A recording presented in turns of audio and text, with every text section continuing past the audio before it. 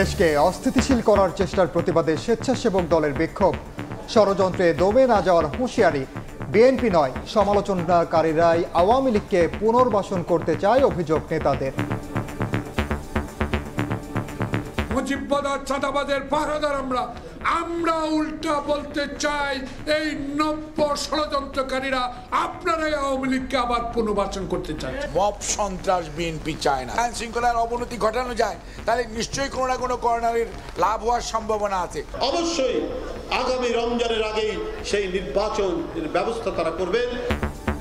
নতুন বাংলাদেশে সন্ত্রাস চাঁদাবাজির বিরুদ্ধে প্রতিরোধ গড়ে তোলার ডাক এনসিপি। মাফিয়া ব্যবস্থা বিলোপ করে ইনসাফ প্রতিষ্ঠার অঙ্গীকার।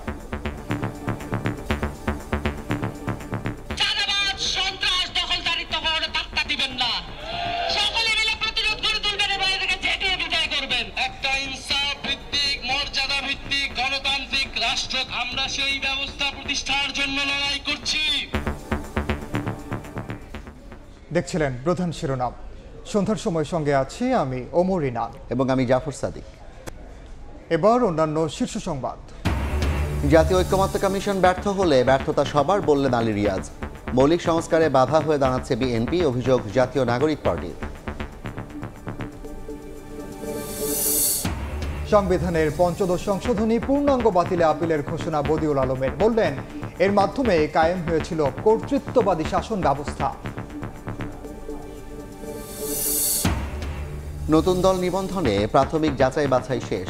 তথ্য ঘাটতি থাকায় কাগজপত্র চেয়ে ৬২ দলকে ইসির চিঠি। ভোটার তালিকায় যুক্ত হতে ৯ দেশে ৪৮,০০০ প্রবাসীর আবেদন। এবং এক পশলা বৃষ্টিতেই রাজধানীর বিভিন্ন স্থানে জলাবদ্ধতা। নিউ মার্কেট এলাকায় সড়ক ছাপিয়ে দোকানে পানি, ভোগান্তিতে ব্যবসায়ীরা। সিটি কর্পোরেশনকে দোষারোপ।